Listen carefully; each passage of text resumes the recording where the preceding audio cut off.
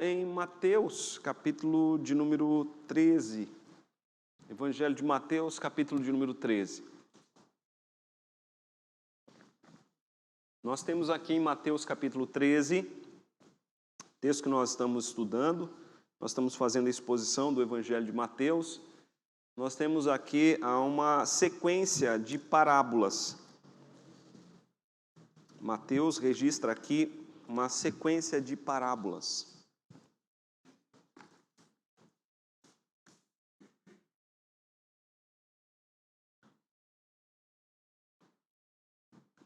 Mateus capítulo 13, se Deus permitir, nós vamos até o verso 52.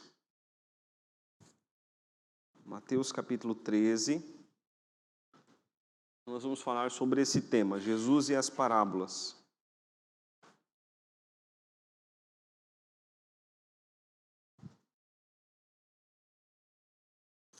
Antes de nós continuarmos, eu vou pedir ao presbítero Manuel que faça uma oração a Deus.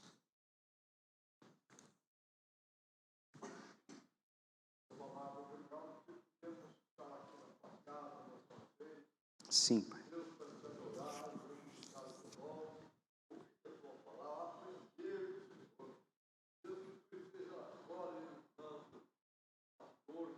Sim, Pai.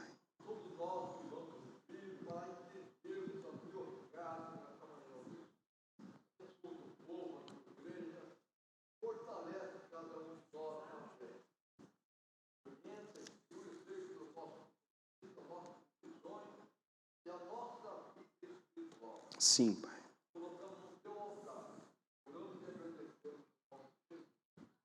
Amém. Ok, meus irmãos, então nós vamos falar sobre Jesus e as parábolas. Ok, se os irmãos olharem aí no texto, rapidamente, vão ver que Jesus, em Mateus capítulo 13, Mateus registra as parábolas de Jesus, né? A parábola do semeador, a parábola do joio, a parábola do grão de mostarda, a parábola do fermento, também a parábola do tesouro escondido, a parábola da pérola, a parábola da rede e a aplicação de Cristo, né? Coisas novas e coisas velhas. Então, são várias parábolas. Nós vamos ver todas essas parábolas, lógico que de uma maneira panorâmica, né? Tirando ali a essência de cada parábola. Senão, nós faríamos uma escola dominical para cada parábola dessa, né? Então, meus irmãos, nós vemos que Jesus ele ensinou por parábolas. E o que nós veremos nessa lição? Nós veremos algumas parábolas de Jesus, essas que nós já citamos. Veremos também a razão por que Jesus ensinou por parábolas, né? Por que motivo Jesus falou por parábolas? Uma coisa que devemos frisar, né, é que não se deve buscar entender as parábolas na literalidade. Porque algumas pessoas, quando elas vão ler as parábolas, as pessoas ficam buscando ali, né, minúcias nas parábolas, e a parábola não tem esse propósito de que nós peguemos ali cada detalhe e apliquemos, né? Na verdade, a parábola ela tem um ensino central, e esse ensino central é que nós devemos buscar e aplicar à nossa vida. Então, não se deve buscar entender as parábolas na literalidade. Elas contêm realidades espirituais que devemos nos esforçar para compreender. Amém, queridos? Então, entender as parábolas exige um pouco de esforço nosso. Então, Jesus ele ensinou por parábolas, né, e muitas pessoas não compreendiam aquilo que Jesus dizia, aquilo que Jesus ensinava. Por quê? Porque essas pessoas não se esforçavam o quanto era preciso se esforçar para compreender a parábola. Então, a intenção de Jesus, voltando ali, né? As parábolas, elas contêm realidades espirituais. Ok, meus irmãos? Então, veja só, as parábolas, enquanto Jesus estava ensinando por parábolas, ele estava revelando realidades espirituais. Então, é isso que nós devemos buscar nas parábolas, né? As realidades espirituais. E a intenção de Jesus também, veja ali a última linha do Data Show, né? A intenção de Jesus é revelar mistérios espirituais do reino dos céus. Então, esses mistérios que as parábolas revelam não são mistérios ocultos, mas são mistérios revelados, eles estão nas parábolas. Então, para que possamos receber esses mistérios, nós precisamos do quê? Observar as parábolas, nos atendermos àquilo que Cristo quer ensinar, ao ensino central, e assim nós vamos receber mistérios espirituais. Lembre-se disso, né? Lembre-se do tema do Evangelho de Mateus e perceba o quanto o tema do Evangelho de Mateus reverbera, né, ou aparece na leitura. O tema do Evangelho é o reino dos céus. Então, Mateus, ele trabalha com esse tema, né? O tema de Mateus é o reino dos céus, do Evangelho de Mateus. E o que é o reino dos céus, meus irmãos? O reino dos céus representa o governo de Cristo sobre as nossas vidas. O reino dos céus representa o governo de Cristo sobre o seu povo. O reino dos céus, quando o reino dos céus chega para alguém, isso significa que o governo de Cristo está sobre a vida dessa pessoa. Cristo governa a mente, as emoções, as vontades, as decisões. Então tem muitas pessoas que elas dizem, não, eu faço parte do reino dos céus, mas a gente vê que Cristo não governa aquela pessoa, nem a mente dela, nem o coração dela, nem as emoções, né? Essa pessoa, na verdade, ela está vivendo no reino da serpente. Quando nós olhamos para Gênesis, né? Gênesis nos mostra que tem o reino de Deus e tem o reino da serpente. E o que mostra se nós estamos vivendo no reino de Deus ou no reino da serpente? Se nós estamos no reino de Deus, é Deus quem governa a nossa vida. Amém, queridos? A nossa mente é a mente de Cristo. As nossas vontades, né, são as vontades transformadas pelo Senhor. O contrário disso é enganar-se a si mesmo. Então, as parábolas vão falar também a respeito disso, vão falar sobre o reino dos céus, vão falar sobre o governo de Cristo, o governo de Deus sobre as nossas vidas. Então vamos para a primeira parábola, né? A parábola do semeador. Mas antes de nós lermos a parábola do semeador, nós vamos ver um detalhe, né? A primeira parábola é essa, a parábola do semeador, mas antes de vermos a parábola do semeador, nós vamos ver isso aqui, ó. Por que lhes falas por parábolas? Por que Jesus falou por parábolas? Então, antes de nós vermos as parábolas, acho interessante nós vermos isso, né? Entendermos isso. Por que Jesus falou por parábolas? E o texto bíblico explica isso, né? O próprio texto bíblico, de maneira clara, explica isso, por que Jesus falou por parábolas. Então veja ali a partir do vamos ver primeiro os versos 34 e 35. Tudo aí em Mateus 13, meus irmãos. Versículo 34 e versículo 35. Dizem assim esses versículos. Todas essas coisas disse Jesus às multidões por parábolas, e sem parábolas nada lhes dizia, para que se cumprisse o que foi dito por intermédio do profeta. Abrirei em parábolas a minha boca. Publicarei coisas ocultas desde a criação do mundo. Então, a primeira razão por que Jesus falou por parábolas é para que se cumprisse a profecia do Antigo Testamento. Lembre-se sempre disso. Jesus, ele era o Messias, e como o Messias seria identificado? O Messias seria identificado pelas promessas do Antigo Testamento, né? Aquilo que o Antigo Testamento dizia a respeito do Messias deveria se cumprir na vida dele, né? Na vida do Messias. Então, os sinais messiânicos. Então, o Antigo Testamento dizia que quando o Messias surgisse, ele abriria os olhos, né, aos cegos, curaria leprosos, faria coxos saltarem. Então, quando Jesus Cristo veio, Jesus veio fazendo essas coisas. Amém, meus irmãos? Então, por esses milagres, por esses sinais messiânicos, se reconhecia que Jesus era, de fato, o Salvador. O Antigo Testamento dizia que quando o Messias aparecesse, o Messias viria purificando o templo. E Jesus purificou o templo pelo menos 2 vezes, né? Uma no começo do seu ministério e outra no final do seu ministério. Quando ele entra no templo, ele expulsa dali os cambistas, né? Então isso também era um sinal messiânico.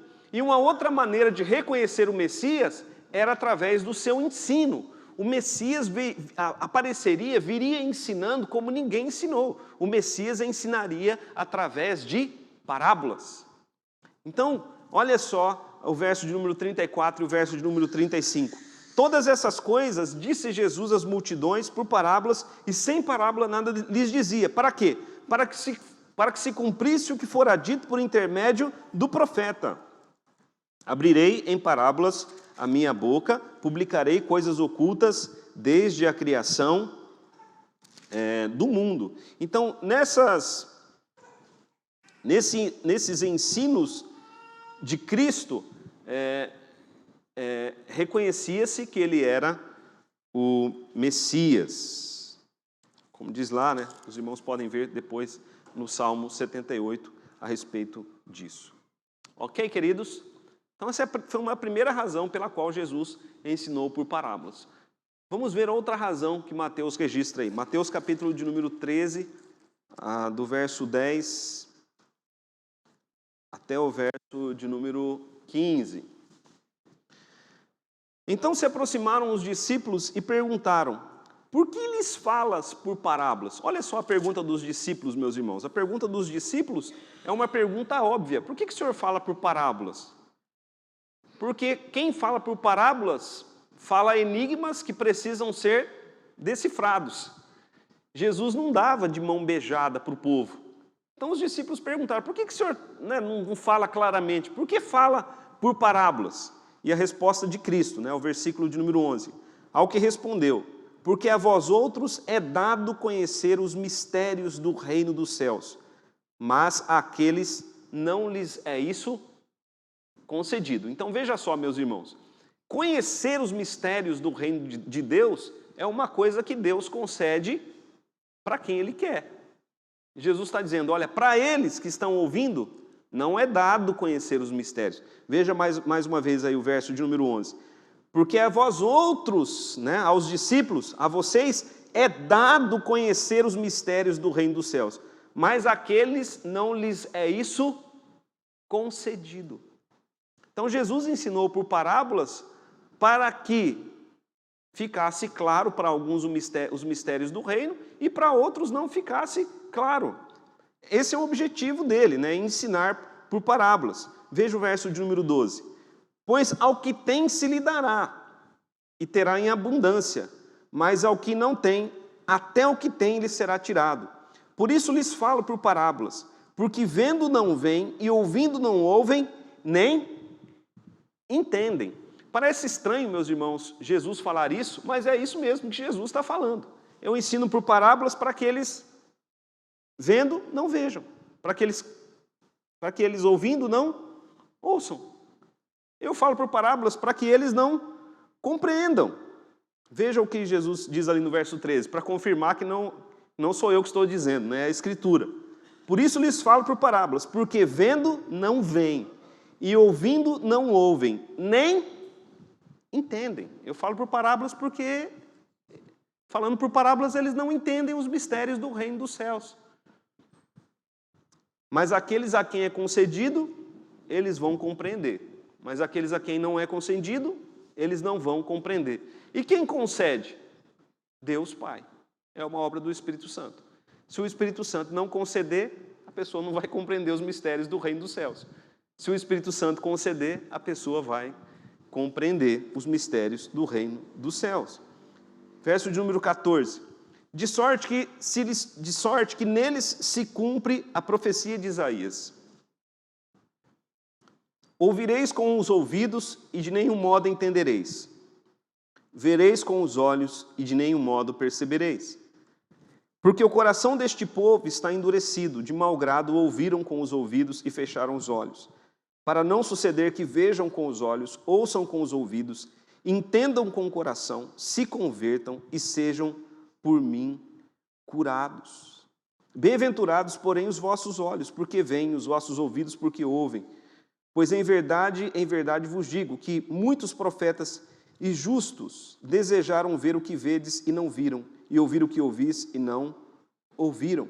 Então, meus irmãos, aqui está a razão porque as pessoas, elas não compreendiam as parábolas.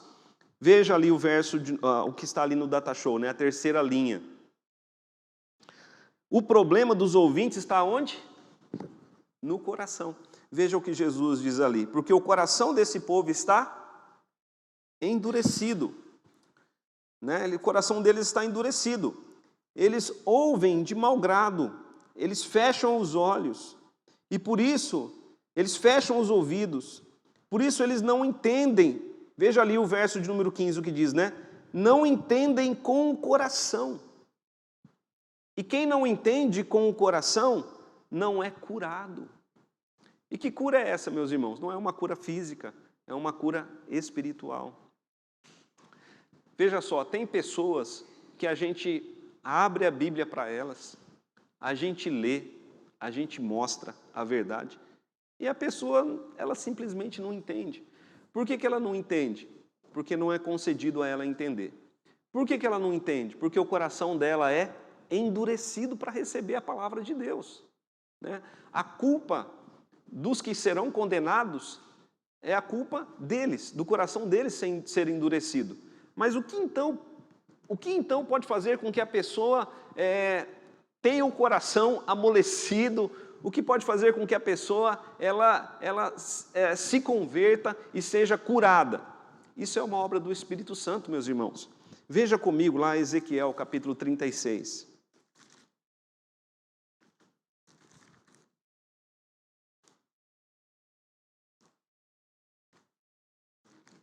Ezequiel, capítulo 36.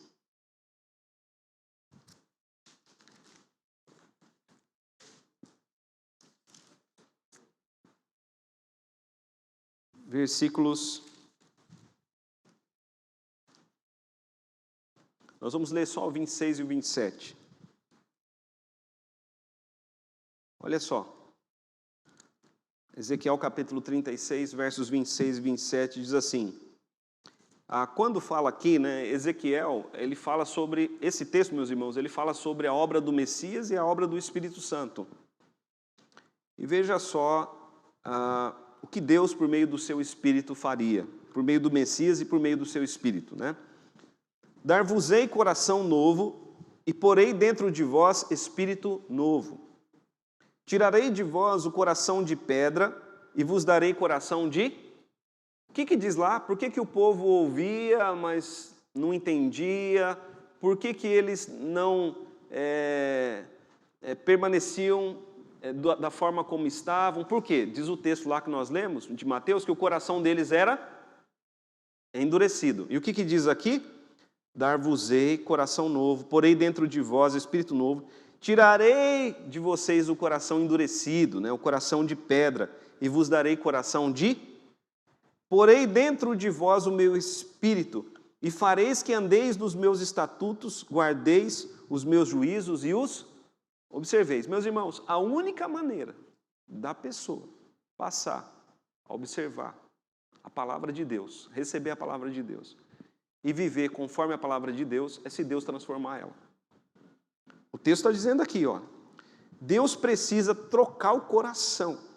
Por quê? Na Bíblia o coração, ele é a sede, ele é o centro da vontade, das emoções. Ele é o centro, né? Então Deus precisa mudar o centro, Deus precisa trocar o coração. O coração de carne é um coração sensível à vontade de Deus. E isso Deus faz por meio do Espírito. Veja o verso 7. Porei dentro de vós o meu Espírito, e fareis que andeis nos meus estatutos, guardeis os meus juízos e os observeis. Então, quando o reino de Deus chega, lembra o que eu disse? Quando o reino de Deus realmente chega, a pessoa ela vive debaixo da autoridade e da influência do reino de Deus. E aí, quando a pessoa está debaixo da autoridade e da influência do reino de Deus, a pessoa ela vive de acordo com a palavra de Deus, ela observa os mandamentos de Deus, ela guarda, né, os estatutos de Deus, mas sem isso, a pessoa ela não faz isso. Sem a transformação do Espírito, sem a obra do Espírito, a pessoa ela anda segundo o curso deste mundo.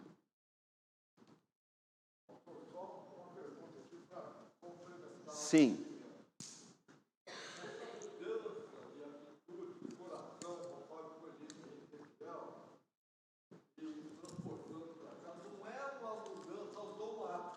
Não é uma mudança automática e nem uma mudança que o homem pode produzir. Ela depende só do Espírito. Com certeza, Deus deve te dar a oportunidade desse povo amolecer o coração. É isso que eu quero. Eles não vão, não é Deus ou o próprio Deus o coração endurecido. Isso que eu quero trazer aqui, uma diferença de situação de cada um. Todo mundo nasce com o coração endurecido, a gente nasce morto espiritualmente.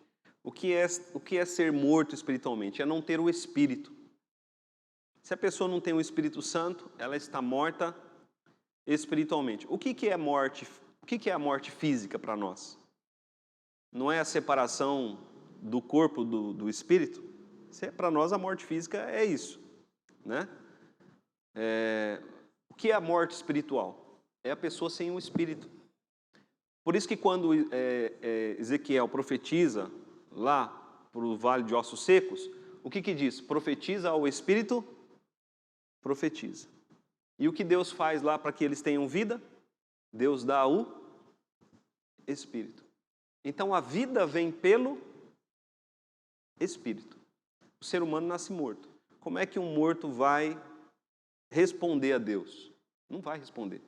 A não ser que Deus dê vida e dê o Espírito. E aí quando Deus dá o Espírito, acontece o que diz aqui em Ezequiel. A pessoa passa a viver conforme os mandamentos de Deus. Porque quem nos faz viver conforme os mandamentos de Deus é o Espírito. O que diz lá em Gálatas? Obras da carne, obras do... fruto da carne, fruto do Espírito. O que é o fruto do Espírito? Não é o fruto meu, é o fruto do Espírito agindo em mim. Amém, queridos? Então a pessoa, quando ela muda, a pessoa muda. A pessoa vivia no pecado. Aí ela muda. Eu lembro de um testemunho, aqui da igreja mesmo, de uma pessoa, que não está mais aqui, né? Não porque saiu da igreja, mas porque Deus levou. Não vou citar o nome, mas ele dizia o seguinte: pastor, eu amava bar. Eu amava jogar no bar. Não queria ir para casa. Meu prazer era estar no bar. E quando eu ouvi a palavra entrou tão profundamente no meu coração que de um minuto para outro eu comecei a ter nojo daquilo que eu amava. Eu nunca mais fui no bar. Porque Deus me mudou completamente. E aquilo que eu não tinha prazer, que era estar na casa de Deus, e na minha casa, eu passei a ter prazer. Isso, meus irmãos, é uma mudança produzida pelo Espírito. Ouça o que eu vou dizer. Isso é um mistério do reino dos céus. É o que Jesus fala ali em Mateus. É o que Mateus fala, que Jesus fala. É o mistério do reino. É um mistério. Como que isso acontece? Por que Deus não opera isso em todos? Irmãos, isso é um mistério do reino. É um mistério do reino. Mas veja só. Quando o reino de Deus chega sobre alguém, o reino de Deus aqui é Deus quem governa. É uma vida governada por Deus. Não sou mais eu quem governa a minha vida. Não sou mais eu. Quem governa é o Espírito de Deus. E é uma mudança que acontece lá no íntimo, lá no coração. Veja só, enquanto o coração não for transformado, a pessoa não é transformada. As vontades não mudam. E o ser humano ele é guiado pelas suas vontades. Mas quando o coração é transformado, as vontades mudam. Tudo muda. É por isso que nós devemos buscar o Espírito Santo se nós queremos mudança. É por isso que nós devemos clamar pela vinda do Espírito Santo sobre aqueles para quem nós queremos mudança. Às vezes a gente observa alguém da nossa casa, ou da nossa família, ou algum amigo nosso, e Deus coloca em nosso coração de orar por aquela pessoa, e nós oramos Como nós oramos? Espírito Santo transforma essa vida. Espírito Santo muda essa pessoa. Porque o Espírito Santo, meus irmãos, só Ele pode fazer isso. Só Ele pode tirar o coração de pedra e colocar um coração de carne. Só Ele pode fazer isso. E sem isso não há conversão. A conversão não é uma decisão que a pessoa toma pelo batismo. A conversão é uma operação do Espírito Santo, trazendo regeneração. Lembra o que Jesus disse para Nicodemos? Nicodemos entendeu aquilo que Jesus estava ensinando. Nicodemos veio até Jesus, mas Jesus falou assim para ele: Nicodemos, sabe o que falta para você? Nascer de novo. Mas como assim nascer de novo? Você precisa nascer da água e do... O Espírito Santo precisa transformar você. Se você prestar atenção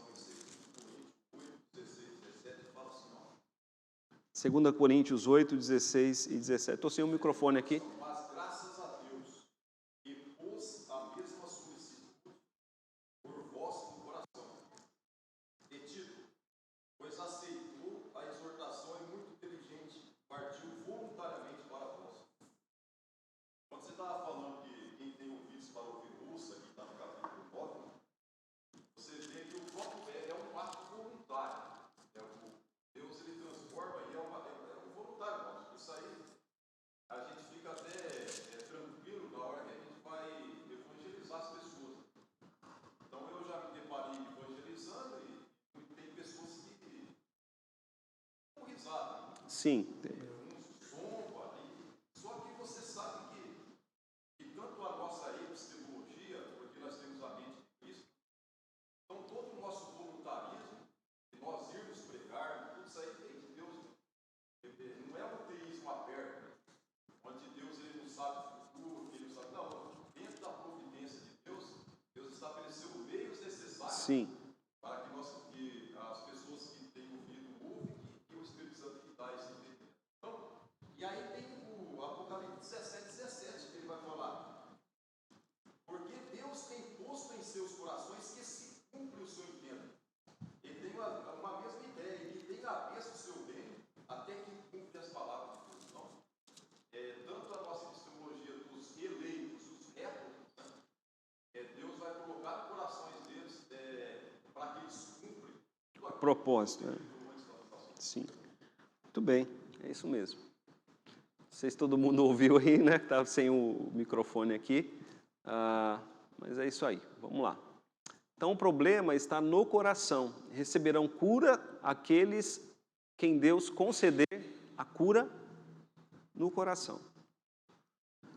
Vamos lá, meus irmãos, agora, né? A parábola do semeador. Mateus capítulo 13. Vamos estudar uma parte hoje, uma parte semana que vem. Mateus capítulo 13, do verso 1 até o verso 23. Então vamos fazer a leitura.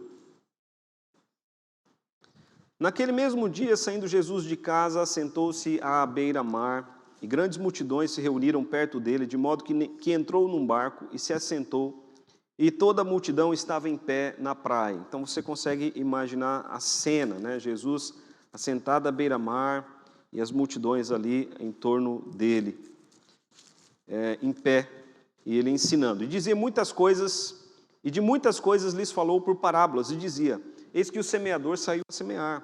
E ao semear, uma parte caiu à beira do caminho, e vindo as aves a comeram, outra parte caiu em solo rochoso, onde a terra era pouca, e logo nasceu, visto não ser profunda a terra. Saindo, porém, o sol a queimou, e porque não tinha raiz, secou-se. Outra caiu entre os espinhos, e os espinhos cresceram e sufocaram. Outra, enfim, caiu em boa terra, e deu fruto a 100, a 60 e a 30 por um. Quem tem ouvidos para ouvir, ouça. Vá comigo ali agora no versículo de número 18. Atendei vós, pois, a parábola do semeador, a todos os que ouvem a palavra do reino e não a compreendem, vem o maligno e arrebata o que lhes foi semeado no coração. Isto é o que foi semeado à beira do caminho. O que foi semeado em solo rochoso, esse é o que ouve a palavra e recebe logo com alegria, mas não tem raiz em si mesmo, sendo antes de pouca duração, em lhe chegando a angústia ou a perseguição por causa da palavra, logo se escandaliza. O que foi semeado entre os espinhos é o que ouve a palavra, porém os cuidados do mundo e a fascinação da riqueza sufocam a palavra e fica infrutífera. Mas o que foi semeado em boa terra é o que ouve a palavra e a compreende, este frutifica e produz a 100, a 60 e a 30 por 1. Então, meus irmãos, sempre lembrando, né, que Jesus está falando acerca de mistérios do reino dos céus. Então veja aí, o contexto e o significado da parábola do semeador. Jesus mesmo estava semeando a palavra naquele dia. E aí nós temos aí, queridos, onde cada semente caiu, as adversidades e a explicação dada por Jesus. Então vamos ver aí cada semente, né? Uma parte da semente caiu à beira do caminho. Qual foi a adversidade? As aves do céu vieram, né, e roubaram ali, comeram ali aquelas sementes. Qual a explicação de Jesus? Veja ali o verso de número 19. A todos os que ouvem a palavra do reino e não a compreendem, vem o maligno e arrebata o que lhes foi semeado no coração. Este é o que foi semeado à beira do caminho. Então, meus irmãos, por que a pessoa ela não compreende? Lembra que Jesus ele ensinou por parábolas. Sem parábola, nada ele dizia. E por que ele ensinou por parábola? Porque algumas pessoas mesmo não iam compreender. Jesus sabia que algumas pessoas elas não iam compreender. E a palavra, quando ela é semeada, e a pessoa não compreende, o que significa?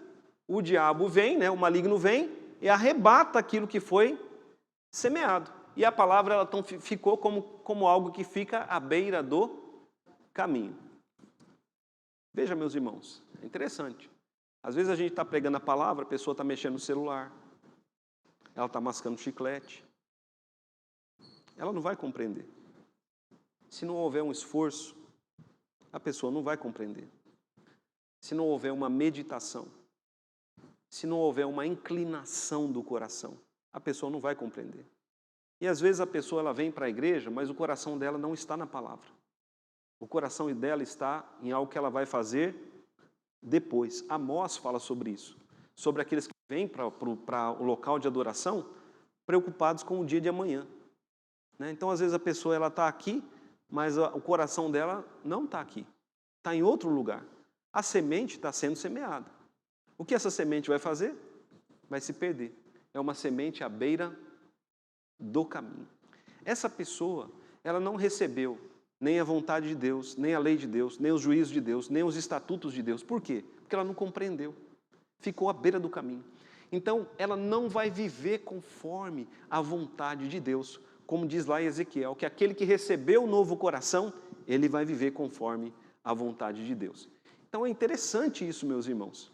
E muitas pessoas, elas realmente não têm o coração inclinado à palavra de Deus. Na verdade, ninguém tem. Se Deus não fizer isso, se Deus não mudar o coração, a palavra sempre se perderá à beira do caminho. Por isso que a evangelização, além do lançar das sementes, ela é também uma batalha espiritual. Por quê? Porque Jesus, ele fala aí a respeito do maligno.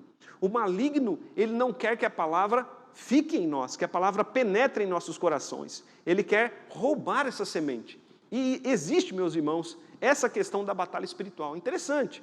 Já aconteceu até numa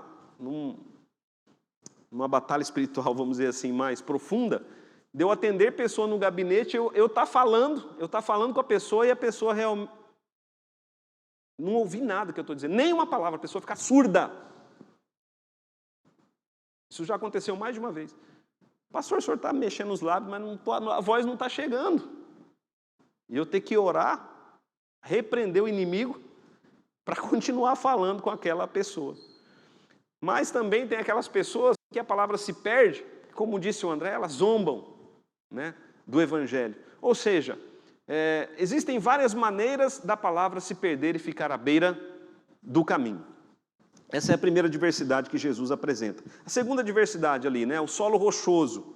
O solo rochoso é o seguinte, é aquela pessoa que recebe a palavra, mas ela é como uma semente que cai no solo, mas não tem raiz. Por quê? Porque se a semente cair na rocha, ela não vai ter, a raiz não vai se aprofundar ali no solo, né? Veja a explicação de Jesus, versos 20 e 21. Jesus nos mostra aqui a realidade espiritual que acontece quando a semente é semeada. É um mistério do reino. Verso 20 e 21. O que foi semeado em solo rochoso é o que ouve a palavra e a recebe logo com alegria. Sabe aquelas pessoas eufóricas? Ela recebe a palavra, né, com alegria. O pastor prega. Antigamente, né, tinha aqueles apelos, especialmente nas igrejas mais pentecostais, né, a pessoa vai para frente com alegria, levanta a mão, tal. Faz um monte de voto com Deus, e depois não cumpre nenhum voto. Entrega a vida a Cristo, né? Lógico que muitos entregaram a vida a Cristo dessa maneira, verdadeiramente. Mas muitos não, só movidos ali pela emoção. É por isso que a igreja, ela não pode criar um clima. Sabe criar um clima? Colocar um som, fazer com que as pessoas tomem a decisão movidas por emoção. Porque, meus irmãos, movido por emoção, né, a gente acaba tomando às vezes decisão. Você vai, por exemplo, numa concessionária, tudo ali é projetado para você comprar o carro. Você vai para uma loja, né, se for uma loja dessas modernas, tudo ali é feito para você comprar o produto, né? Além do marketing, tudo ali na loja, a forma como as coisas são dispostas, a forma como a pessoa te atende, é para você levar o produto. E tem igreja que ela cria ali o clima, cria o ambiente para você ir para frente, né? Para frente e tomar a decisão. E às vezes o pastor faz o batismo no dia. Quem quer ser batizado hoje? E a pessoa, né, vai ali e não sabe nem o que ela... Eu já conversei com muitas pessoas, de rancharia e de fora de rancharia. Pastor, eu já sou batizado. Ah, é? Aonde você foi batizado? Ah, numa igreja lá em cima. Você não frequenta, não? Qual o nome do pastor que te batizou? Não sei.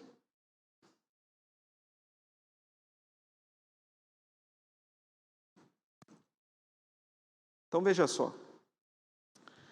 O que foi semeado, verso 20, mais uma vez. O que foi semeado em solo rochoso, Jesus mostrando aqui a realidade espiritual, é o que ouve a palavra e a recebe logo com alegria, mas não tem raiz em si mesmo, sendo antes de pouca duração. Em lhe chegando a angústia ou perseguição por causa da palavra, logo se escandaliza. Quantas pessoas você conhece que são desviados, né? Desigrejados? A gente está chamando hoje de desigrejado, né? Mudou o termo. Mas o que aconteceu? Ah, me escandalizei. Os irmãos estão compreendendo? E os escândalos, eles acontecem aonde? Às vezes eles acontecem no reino. Os escândalos acontecem no reino, como nós vamos ver depois em outra parábola, aqui mesmo em Mateus capítulo 13. Então, meus irmãos, muitas pessoas, né, quando elas passam por problemas, por dificuldades, elas já se afastam. Por quê? Porque essas pessoas, elas não têm raiz em si mesmas. O coração delas, na verdade, não foi transformado, não foi mudado. Não é um coração cheio do Espírito.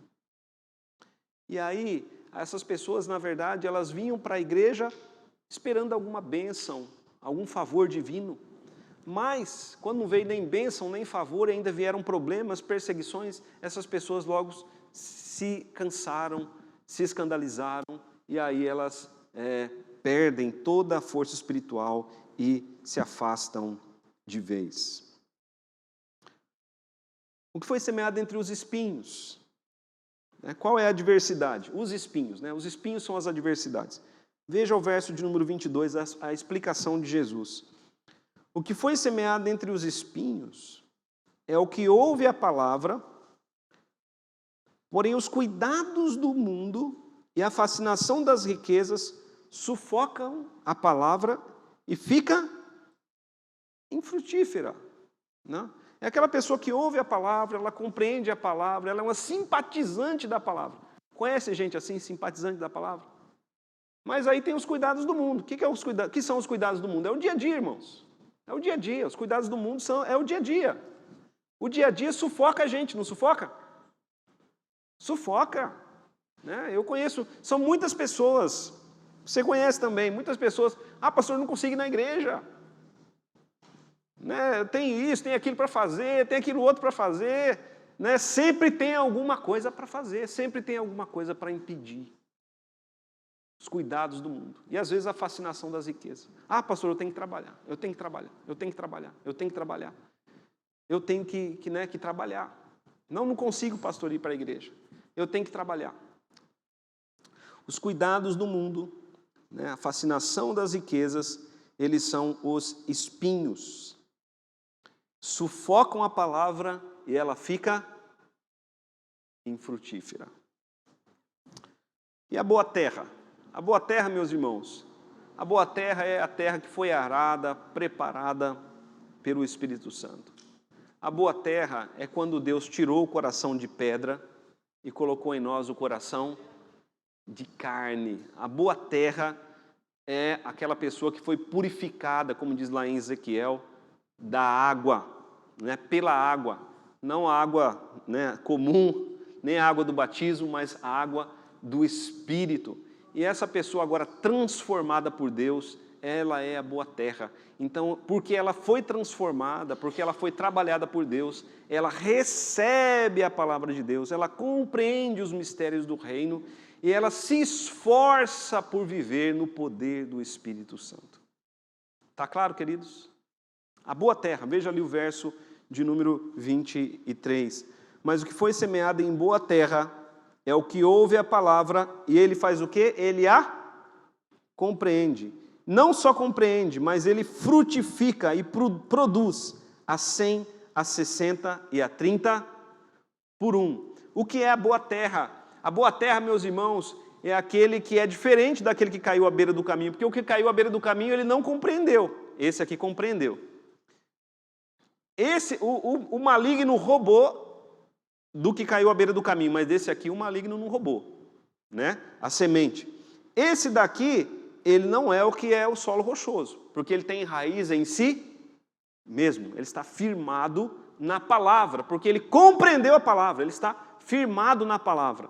Esse aqui é aquele que vence os espinhos, ele vence os espinhos. Os espinhos, irmãos, eles estão para todo mundo, eles estão para mim, estão para você, só que a gente tem que tomar uma decisão. Eu vou servir a Deus. Eu vou fazer a vontade de Deus. Para você estar aqui hoje de manhã, você teve que tomar uma decisão. Deixar o conforto da minha casa e vou estar aqui. Alguns tiveram que pegar a estrada para estar aqui. Muitas coisas concorrem, mas você tem que vencer toda a concorrência para estar à frente e fazer a obra do Senhor. Meus irmãos, é dessa forma, né? E em tudo, como nós dissemos aqui, é uma obra do Espírito. É pelo Espírito que as coisas, elas acontecem dessa maneira. Ok, meus irmãos? Alguém quer falar alguma coisa?